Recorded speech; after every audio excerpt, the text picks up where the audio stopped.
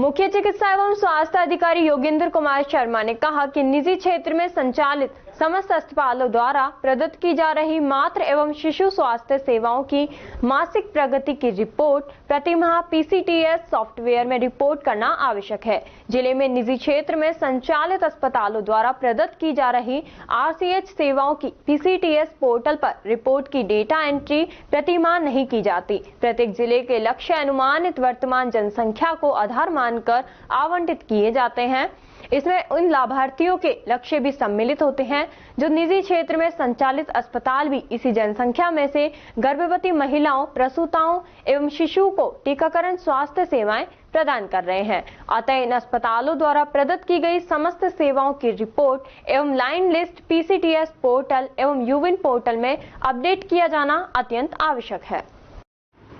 Sir देखिए, अभी जो मदर एंड चाइल्ड के लिए पीसीटीएस सॉफ्टवेयर है जिसमें प्रेगनेंसी और बच्चों की सभी जो सूचनाएं हैं एकत्रित होती हैं। वर्तमान में जितना कार्य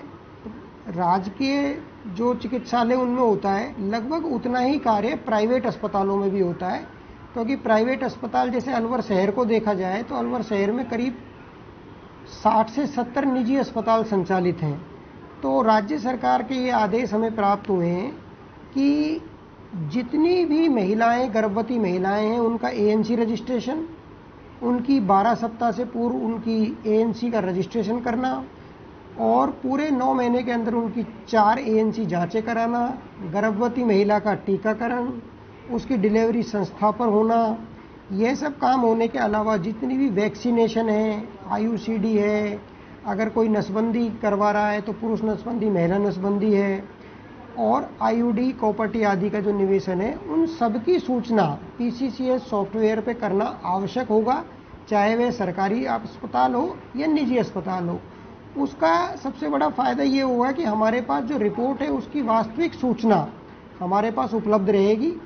और जिससे कि मरीजों को उसके आने वाले समय में कि कितने बच्चे हमारे वैक्सीन से छूटे, कितने बच्चों का वैक्सीनेशन हुआ, यह पूरी जानकारी हमारे पास आ जाएगी। तो इसके लिए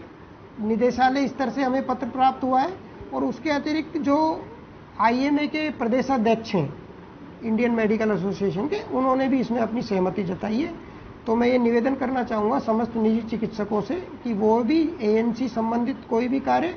डिलीवरी और टीकाकरण संबंधी कोई भी कार्य है उसकी पीसीटीएस पोर्टल पर एंट्री करना सुनिश्चित करें। एंट्री करने का कोई शुल्क नहीं है, बाकी तो जितना शुल्क अभी प्राइवेट अस्पताल जिस भी चीज़ के लिए ले रहे हैं वो लेवें, खाली मरीज की एंट्री पोर्टल पर कर दें जिससे कि वास्तविक सूचनाओं का संग्रहण हो सके।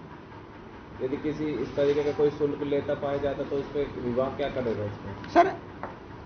एंट्री करने का कोई शुल्क नहीं है, मैंने आपको स्पष्ट किया। मरीज को सुविधा देने के लिए प्राइवेट चिकित्सालय में जो भी उसका शुल्क निर्धारित है वह शुल्क वह उससे ले सकता है। खाली जो एंट्री है, जैसे मान लीजिए किसी व्यक्ति का प्रसव किसी निजी चिकित्सालय में होता है तो उस प्रसव की एंट्री किया जाना पोर्टल पे आवश्यक है और वह जो उसका निर्धारित शुल्क है वो प्राइवेट निजी चिकित्सक वो ले सकता है।